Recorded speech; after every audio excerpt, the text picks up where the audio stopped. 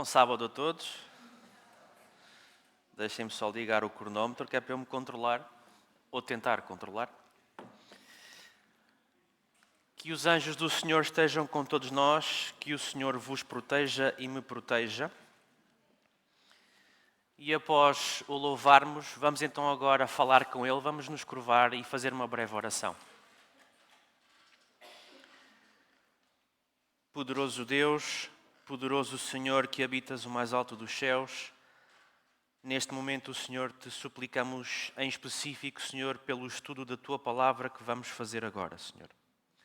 Que Ele possa servir para a nossa edificação, para a edificação do nosso caráter, não só aqui na igreja, mas para todos os que nos assistem pela internet, Senhor. Te suplicamos a Tua bênção e que Tu nos abras os olhos e a compreensão para percebermos o que Tu nos queres ensinar. Em nome de Jesus te suplicamos. Amém. Muito bem. Envio também saudações e um bom dia para quem nos assiste, que os anjos do Senhor também estejam consigo. Vamos abrir para começar as nossas Bíblias no livro de Atos dos Apóstolos, capítulo 9, e vamos ver o que é que se passa ali com aquele título deste estudo, não é? Quem és tu, Senhor? Não é? Vários de vós já reconheceram de onde é que aquela frase é. Atos, capítulo 9. E nós hoje vamos andar aqui a percorrer este capítulo dos versos 1 até ao 9. Vamos ler outras coisas, mas o essencial é estes primeiros 9 versos deste capítulo. Atos, capítulo 9, versos 1 e 2, diz assim: Saulo, respirando ainda ameaças e morte contra os discípulos do Senhor, dirigiu-se ao sumo sacerdote e lhe pediu cartas para as sinagogas de Damasco, a fim de que, caso achasse alguns que eram do caminho, assim homens como mulheres, os levasse presos para Jerusalém. E vamos parar aqui e vamos, em primeiro lugar, perceber aonde é que estamos na história deste mundo.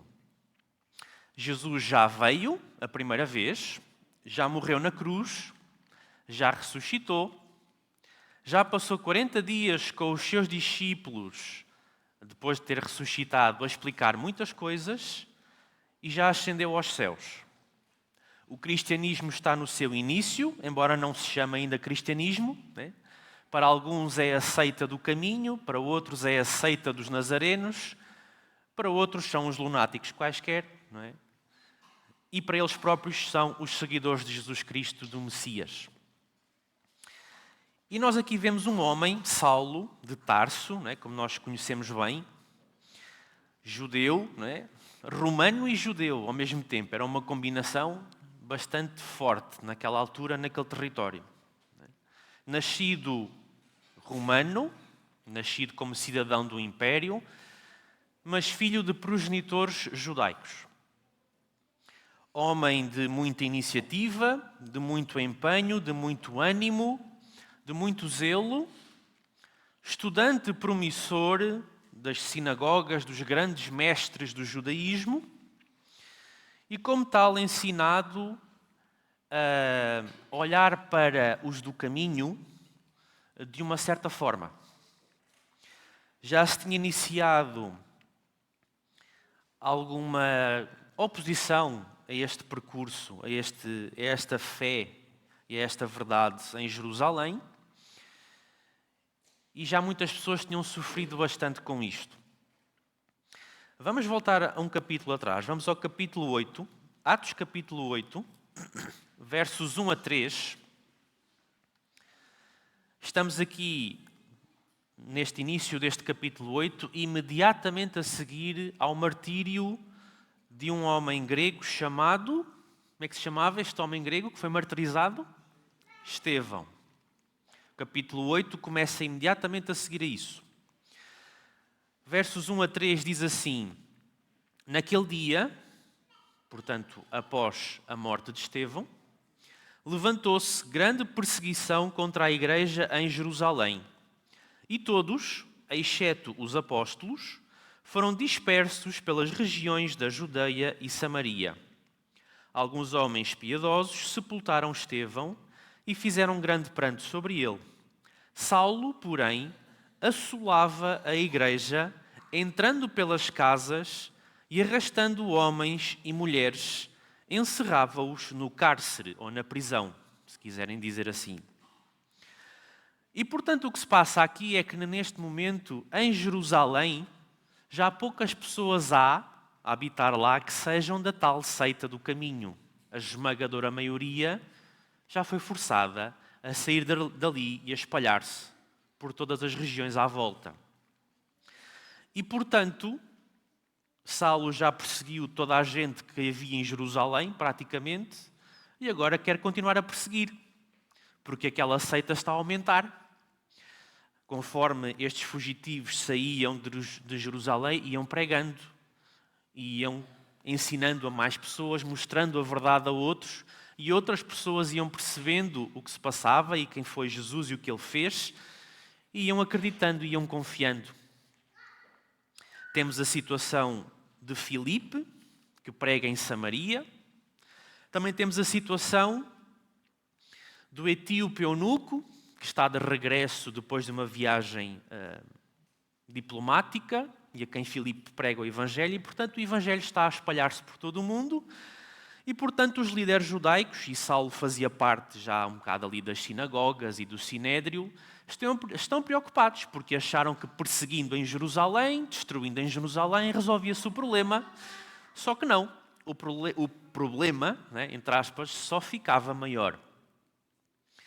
E por isso o capítulo 9 começa com isto. Saulo, respirando as ameaças, pede agora cartas diplomáticas para poder ir fazer o mesmo em Damasco que fez em Jerusalém. No entanto, aquele episódio da morte de Estevão tinha afetado este Saulo de alguma forma. O Espírito de Profecia dá-nos mais luz sobre isto no livro de Atos dos Apóstolos, e eu peço que me deem o controle do PowerPoint, ponham o foco no PowerPoint, senão eu não consigo mudar aqui em baixo. No livro de Atos dos Apóstolos, no capítulo 12, para quem for ver à internet a edição online, é a página 62, segundo parágrafo, diz assim: Saulo tinha tomado uma parte importante no julgamento e na condenação de Estevão, e a impressionante evidência da presença de Deus com o mártir tinha-o deixado em dúvida quanto à justiça da causa que tinha abraçado contra os seguidores de Jesus. A sua mente estava profundamente agitada e, cheio de dúvidas, consultou aqueles em cuja sabedoria e discernimento tinha plena confiança.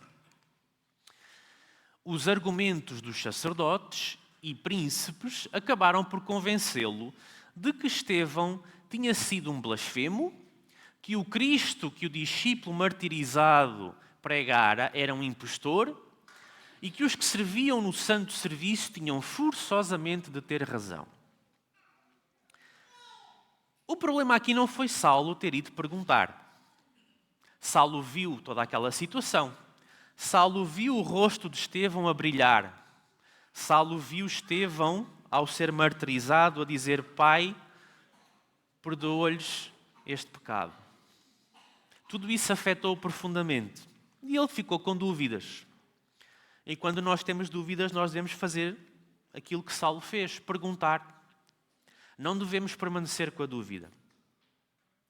O problema foi que aqueles a quem ele perguntou esclareceram a dúvida com base em argumentos. Mas isso é um assunto que vamos pegar um pouquinho mais à frente. Saulo vai então para Damasco, recebe as cartas. Estevão era um blasfemo, Cristo era um impostor. E ele vai na estrada para Damasco. E vamos agora ler os versos 3 e 4 do capítulo 9.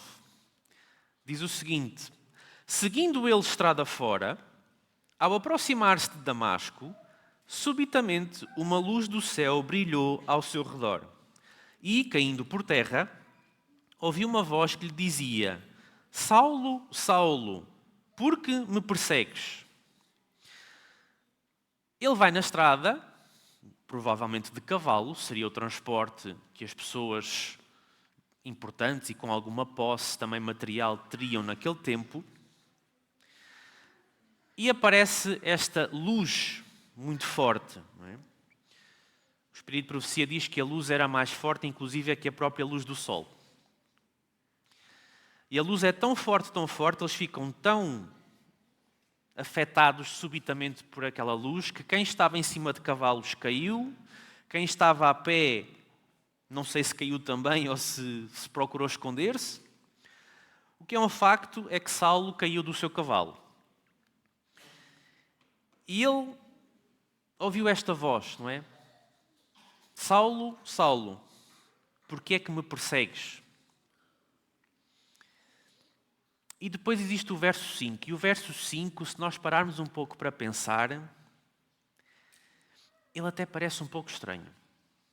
O verso 5 diz assim: ele perguntou, Saulo, quem és tu, Senhor? E a resposta foi,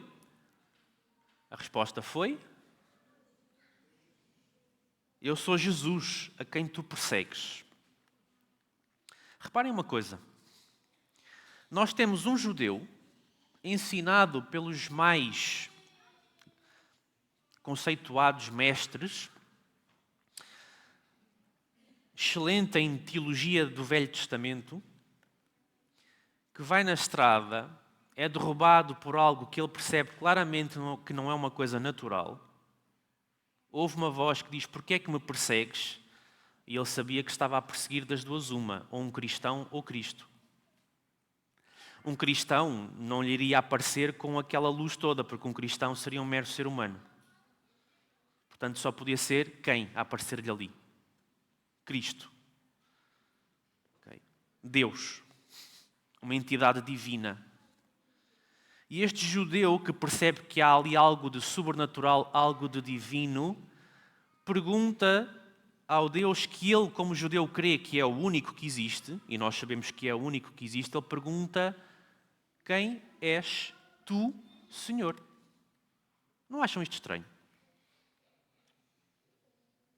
Imaginem se fôssemos nós, que também sabemos que Deus é o único que existe,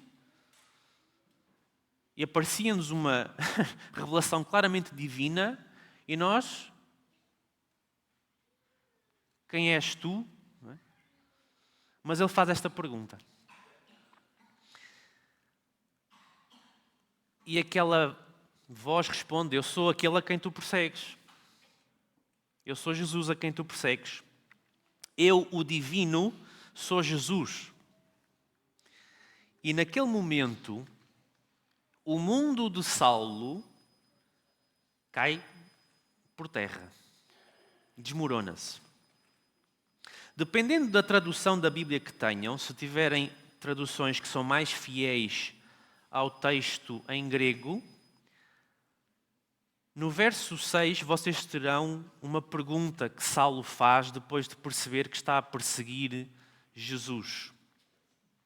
Saulo pergunta de volta: Senhor, o que queres que eu faça?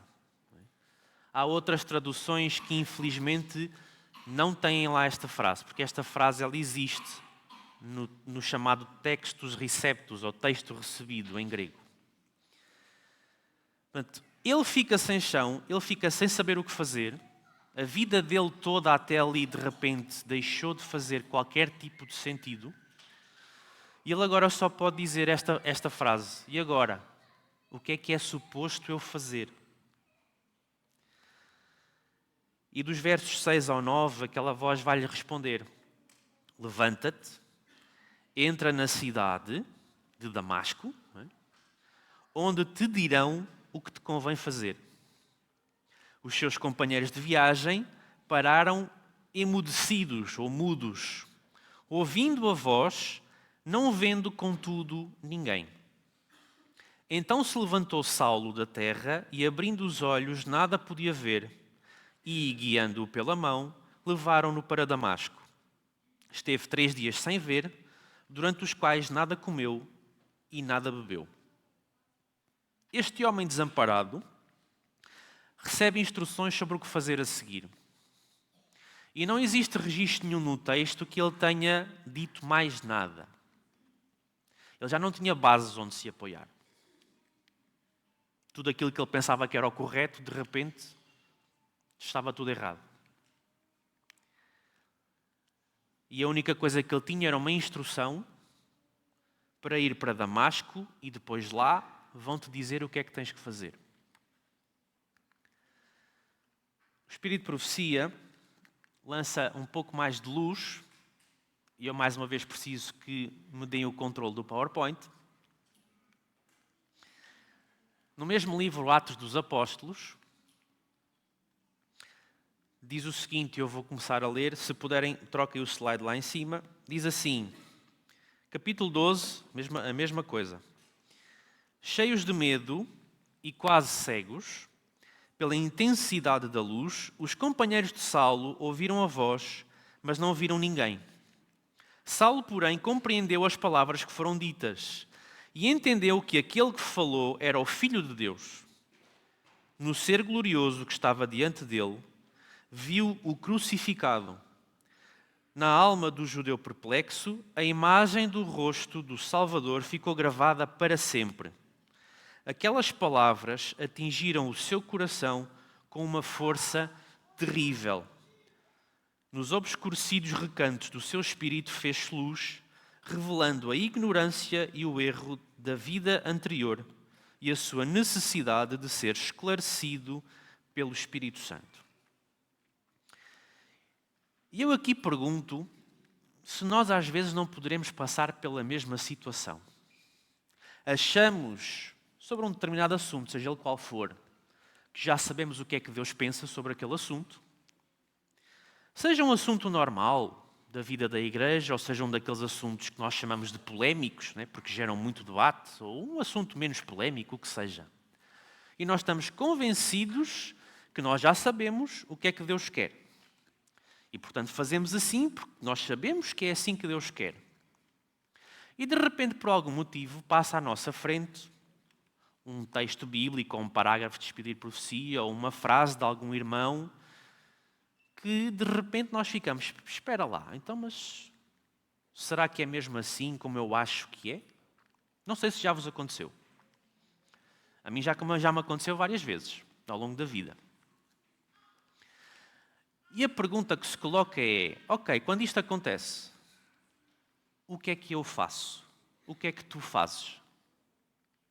Quando ficas sem chão, quando achavas que sabias tudo sobre o plano da salvação, que é assim, assim, assim, assim, assim, e de repente percebeste que tinham-te ensinado mal.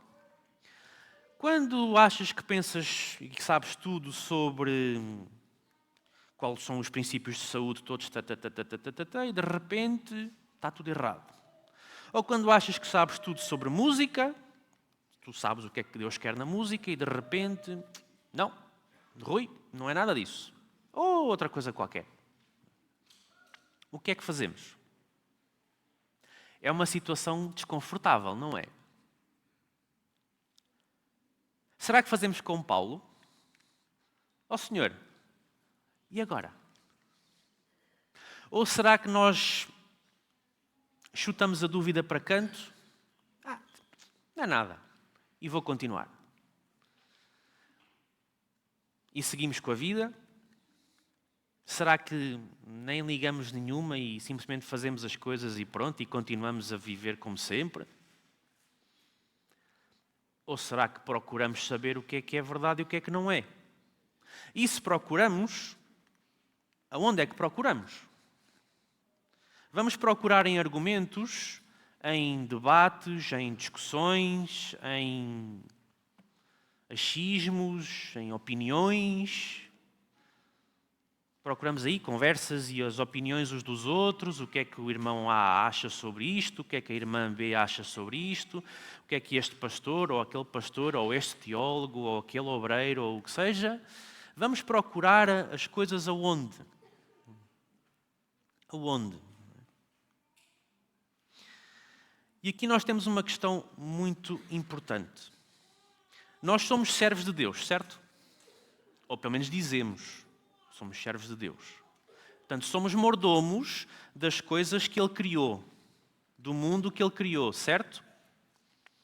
Quando um mordomo toma conta de uma casa, o que é que ele faz na casa? Eu hoje estou para fazer muitas perguntas, já repararam, né?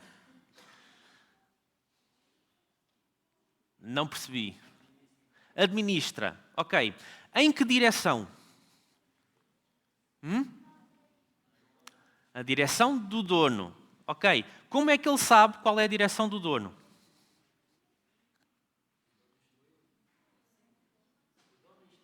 O dono instruiu. Ele conhece o dono ou ele nunca o viu na vida? Conhece. Sabe o que é que o dono pensa? Sabe como é que o dono é? Conhece a identidade do dono? Ele sabe identificar o dono? Então, por ele saber identificar o dono, é que ele se sabe identificar a ele. Por ele saber e conhecer o dono, é que ele sabe qual é o caminho que ele tem que seguir como servo daquele dono. E Paulo tinha este problema. Paulo fica sem chão porque Paulo percebeu que, afinal, ele não conhecia o dono. Ele não conhecia a identidade de Deus. Ele achava que conhecia.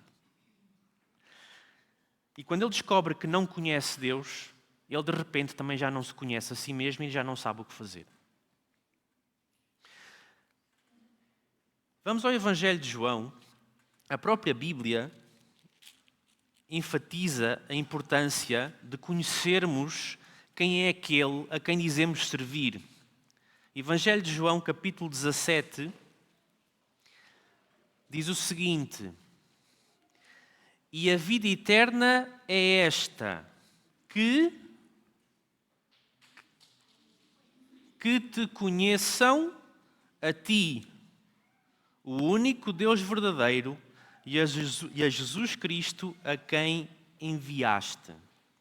A vida eterna, ou seja, a única coisa realmente importante neste planeta, porque tudo o resto é temporário, a vida eterna é que te conheçam a ti, Senhor, e a Jesus a quem enviaste. Mais uma vez, e agora tenho aqui alguns textos também de Espírito de Profecia, nós temos algumas coisas importantes no Espírito de Profecia. Ciência do Bom Viver, no capítulo 35, diz o seguinte: como o nosso Salvador, ou tal como o nosso Salvador, achamo-nos neste mundo para servir a Deus. Aqui nos achamos a fim de nos tornarmos semelhantes a Ele no caráter, revelando ao mundo mediante uma vida de serviço. E depois diz assim: para sermos colaboradores seus, ou seja, para cumprirmos aquilo que é a nossa identidade, para sermos semelhantes a Ele e lhe revelarmos o caráter, precisamos conhecê-lo direito. Cumpre-nos conhecê-lo tal como Ele se revela a si mesmo. E, portanto, nós temos mesmo que conhecê-lo. Nenhum de nós, alguma vez, poderá verdadeiramente servir a Deus se não souber qual é a vontade dEle. Se nós servimos a Deus, mas servimos a Deus à nossa maneira, então nós não estamos a querer tornar-nos semelhantes a Ele no caráter. Nós estamos a querer que Ele se torne semelhante a nós. Se eu faço assim e eu acho que Deus gosta disto, fui eu que decidi que Deus gosta disto. Sou eu que estou a querer que Deus seja a minha imagem e semelhança. Quando o objetivo é que seja eu a ser renovado por Ele à imagem e semelhança dEle. E nós às vezes fazemos este joguinho com Deus. A direção é no sentido dEle, mas nós às vezes queremos inverter a direção. E queremos que seja Ele a ser à nossa maneira. É muita coisa. Seja nos ditos assuntos polémicos ou noutros assuntos quaisquer. Saulo estava assim.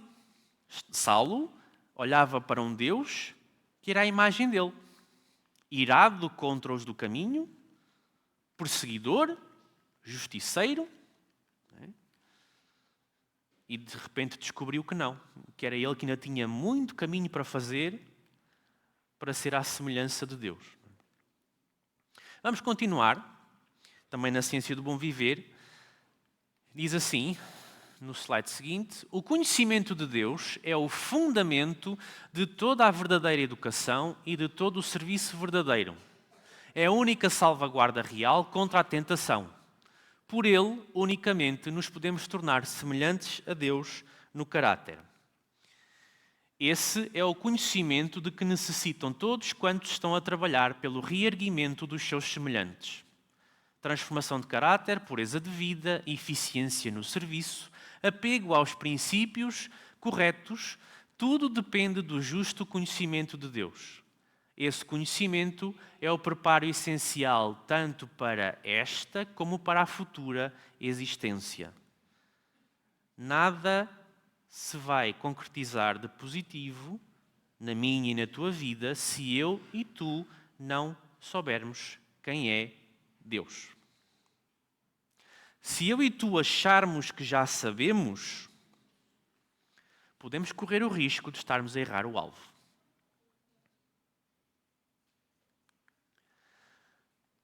Voltando a Atos dos Apóstolos, no capítulo 12, voltando àquela situação marcante, diz o seguinte: naquela hora de iluminação celeste, o espírito de Saulo agiu com notável rapidez. E depois diz uma coisa muito curiosa. Os registros proféticos das Escrituras Sagradas abriram-se à sua compreensão. E aqui está a diferença entre a forma como Saulo percebeu agora as coisas e a forma como ele tinha percebido quando foi esclarecer as dúvidas aos líderes religiosos. Porque o problema, e eu volto a reforçar isto, o problema não é perguntar quando se tem dúvidas. O problema é quando a fonte da suposta verdade não é as Escrituras. E quem diz as Escrituras, obviamente que estão a incluir a Bíblia e estão a incluir o Espírito de Profecia. A fonte é a mesma. E a fonte não é seres humanos. A fonte é Deus. Os seres humanos são apenas as máquinas de escrever. Vamos dizer assim. E, portanto, quando temos dúvidas, quando há um assunto qualquer que gera discussão entre nós, ou debate, não chamemos de discussão, às vezes é discussão, né? Sabemos, temos essa consciência que às vezes as pessoas chocam mesmo. E então já não é apenas um debate. Não é? Mas quando isso acontece, vamos ser sinceros, quantas vezes é que nós nos lembramos de dizer assim, olha, vamos estudar, vamos nos reunir, vamos recolher os textos todos que encontrarmos sobre o assunto e vamos fazer como faziam os pioneiros da Igreja Adventista. Lembram-se, quando eles tinham muitas dúvidas, estava tudo no início, o que é que eles faziam? Faziam reuniões de estudo. Acho que era a atividade que eles mais faziam naquelas décadas do século XIX. Acho que eles passavam a vida em reuniões de estudo. E oração, e estudo, e eram noites inteiras e fim de semana inteiros. E nós às vezes temos um debate qualquer, não, mas eu acho que, não, mas eu penso que, não, mas a minha opinião, não. E ninguém se lembra assim, olha, vamos parar um bocado. Vamos fazer o seguinte, vamos dar 1 mês, 2 meses, vamos recolher os textos todos, cada um recolhe os textos que encontrar na sua casa, daqui a 2 meses, na data tal, reunimos-nos aqui na minha casa ou na igreja, fazemos aqui um jantar e tal, e trazemos os textos todos e vamos estudar juntos, que tal? Quantas vezes é que nos lembramos de fazer isto? Não é? Pois é. Acontece, não é? Eu recordo-me de uma situação, não vou dizer onde foi, nem quando foi, pouco importa. Numa igreja, estava um grupo de pessoas a discutir, na verdade era um grupo de irmãs, a debater e a discutir sobre uma questão polémica, uma questão de vestuário, que é sempre daqueles temas complicados. E estavam a discutir, umas estavam de um lado, outras estavam do outro, e eu tive o azar de estar ali por perto. E tu, Rui, o que é que tu achas? Eu, pronto, já fui. Ainda por cima era só senhoras ali, eu era o único homem. Pronto. E eu pensei alguns segundinhos, no pouco tempo que tive para pensar, e disse assim, olha, porquê é que não nos reunimos e estudamos o assunto?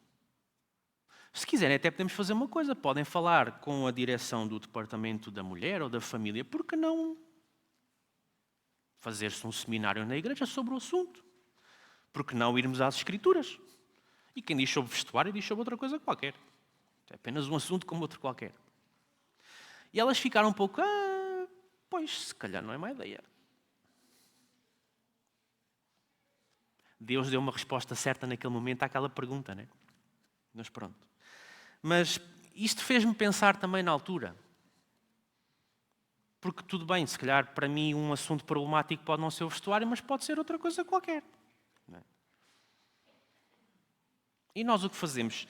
Eu não sei se vocês repararam na semana passada, no sábado passado, na pregação que vimos do nosso querido pastor José Lagoa, no culto nacional.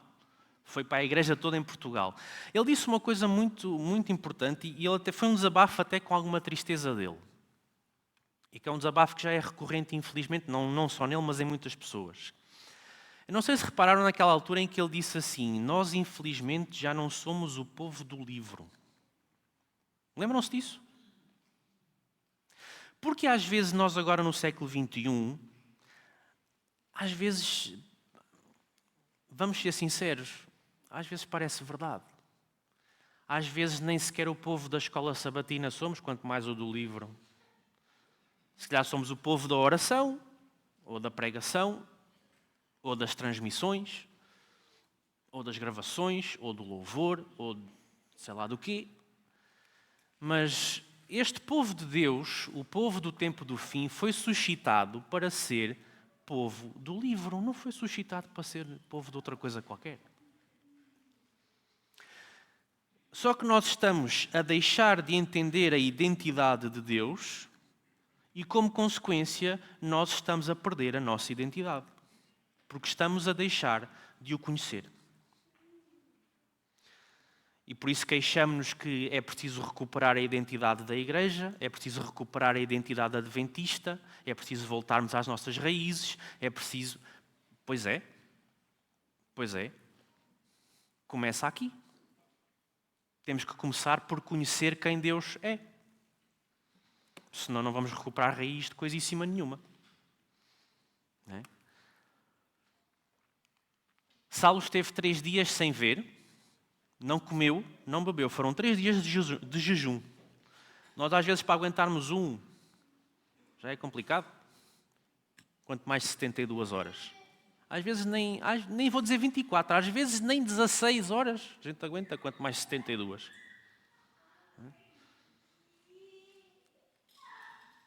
Esses dias de aflição íntima não foram agradáveis. Não é agradável passar 72 horas sem colocar alimento no corpo. Okay? O corpo vai se queixar. Mas esses dias de aflição íntima para ele foi como se tivessem durado anos. Esses dias de exame de consciência e humilhação do coração foram passados em íntima reclusão. Ele não viu ninguém, até porque ele era Saulo de Tarso. Ele estava em Damasco. Com os judeus, ele já percebeu que não era dos judeus que ele ia receber grande esclarecimento. E o Cristo que lhe disse, vai para Damasco e lá te vão dizer o que fazer, bom, os cristãos também não se aproximavam dele porque era o Saulo. Era o perseguidor, não é? Portanto, aqueles 3 dias, ele não viu absolutamente ninguém. Viu o dono da casa onde ele ficou. Foi quem ele viu. Durante as longas horas em que Saulo esteve fechado a sós com Deus, relembrou muitos textos das Escrituras referentes à primeira vinda de Cristo. E aqui está o segredo. Saulo percebeu isto. Saulo percebeu que tinha, não sabia quanto tempo, mas tinha uma única tarefa naquele momento. A sua vida, naquele momento, tinha um único propósito: aprender quem é Deus. E ele sabia que só tinha uma fonte. Nós hoje até temos uma fonte maior, porque nós temos mais um testamento. Né? Ele só tinha os rolos do Velho Testamento. Nós hoje temos 2 testamentos. Ele só se pôde basear nisso. Mas ele percebeu que naquele momento era a única coisa que havia para fazer. Não havia mais nada para fazer. Pouco importava o que acontecesse lá fora na cidade. A cidade até podia estar num dia de festa, de celebração, de uma coisa qualquer. Podia haver atividades na cidade, podia haver um espetáculo de não sei quê, empresas a trabalhar, negócios, os mercados a funcionar. Pouco importava para Saulo. Pouco importava. Ele tinha um propósito: conhecer quem é Deus. Salmo 119, e vamos terminar com o Salmo 119.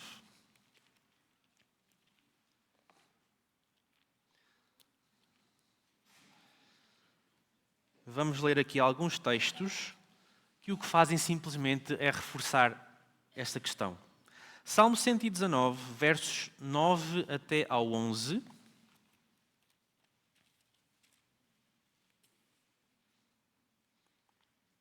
Salmo 119, verso 9 a 11, diz assim: De que maneira poderá o jovem guardar puro o seu caminho?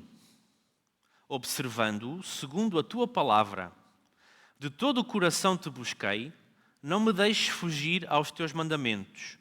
Guardo no coração as tuas palavras para não pecar contra ti. Saltamos até ao verso 105, que é muito conhecido. E o que é que diz o verso 105?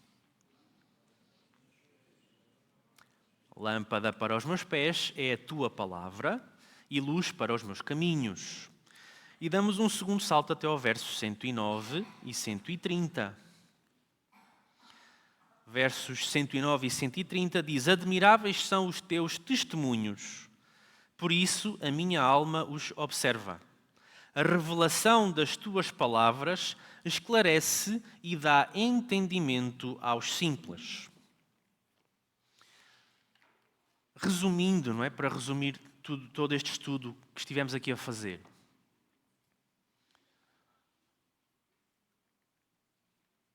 Não podemos servir Deus se não o conhecemos. Podemos achar que o estamos a servir. Podemos achar que o estamos a servir. Mas até o conhecermos de facto, nós nunca temos a certeza se estamos realmente a servi-lo. Só tens, tu e eu, só temos uma fonte segura de conhecê-lo, que é a fonte por onde ele se revela.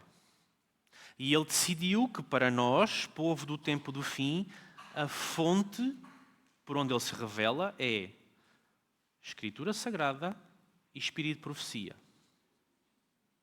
Se ficares só com um, o teu conhecimento de Deus nunca vai ser completo. Seja qual dos dois tu escolhas. Se escolheres só a Bíblia, não está completo, apesar de ser a Bíblia.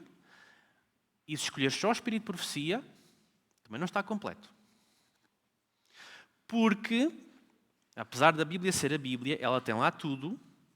Nós, seres humanos do século XXI, temos sempre muitas dúvidas e questionamos os detalhezinhos todos e mais alguns. A própria irmã White explicou que se nós dedicássemos bastante tempo à Bíblia e se a compreendêssemos e não tivéssemos sempre a questionar tudo e mais alguma coisa, Deus não teria tido necessidade de suscitar o Espírito de Profecia. Mas, como nós somos como somos, e quando ela diz nós, são as pessoas do século XIX e do século XX e XXI seguiram o mesmo caminho.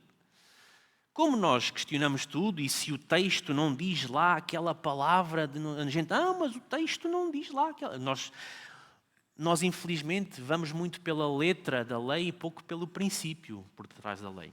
E, portanto, como os seres humanos do século XIX, XX e XXI são muito picuinhas com a letra da lei, em vez de aprenderem os princípios, pronto, então é preciso aumentar a quantidade de letra para explicar tudo e mais alguma coisa. Agora, neste momento, temos essa quantidade toda. E, portanto, temos o dever de estudar, de ler, de pesquisar e de perguntar. Há dúvidas? Perguntem. Continuam as dúvidas? Vamos reunir, vamos estudar. Vamos nos deixar de eu penso que, eu acho que, mas eu vi isto, mas eu aquilo, mas eu. Mas isso para mim não faz sentido nenhum. Para mim, o que é que importa para mim? Mas isso, na sociedade de hoje, isso não tem nexo nenhum. E o que é que importa à sociedade de hoje? Se formos para o céu, vamos viver na sociedade de hoje. É a sociedade de hoje que vai estar lá no céu. É a cultura de hoje, a cultura portuguesa, a japonesa, a americana, a angolana. São as culturas deste mundo que vão estar no céu. Então o que é que importa a cultura? Serve para quê? Lá voltamos nós à questão da roupa, né? Foi o exemplo que eu escolhi. Enfim, a moda. O que é que importa a moda? Tu achas mesmo que no céu a moda vai estar sempre a mudar a cada X anos? Tipo, há uns anos atrás as calças eram assim, hoje são assadas, as camisas eram daquela maneira, a roupa do homem era assim, hoje a roupa do homem é assada. Porque vão dar lá estilistas a mudar a moda a cada 6, 7 anos, que é para tipo, ter que se vender, né? Porque agora tudo o que eu tinha está fora de moda, tenho que ir comprar coisas novas, né? Claro, por isso é que a moda foi trocada. É óbvio. Os carros novos, os telemóveis novos, mas este telemóvel já tira fotografia a 16K. Está bem, e o teu olho distingue 8K de 16K. Nem 2K de 4K, quanto mais 8 de 16. Mas tenho uma televisão que aquilo... Está bem, e? Percebem o que é que a sociedade faz? Percebem o que é que o diabo faz usando a sociedade? É sempre isto. Mas a questão é, e no final, o que é que conta? No final, o que é que conta? Conheces Deus? Ou tu conheces as resoluções todas de televisões e telemóveis que existem? Certo? O que é que conhecemos no final? Porque aquilo que conhecermos vai invariavelmente mostrar aquilo que somos. E, portanto, decide qual é a tua identidade. Eu tenho que decidir a minha, não é? És povo do livro? És servo do Deus do livro? Ou tens uma outra identidade qualquer? Escolhei hoje a quem sirvais. Porém, eu e a minha casa serviremos ao... Identifica-te. Decide hoje quem é Deus para decidir quem és. Amém?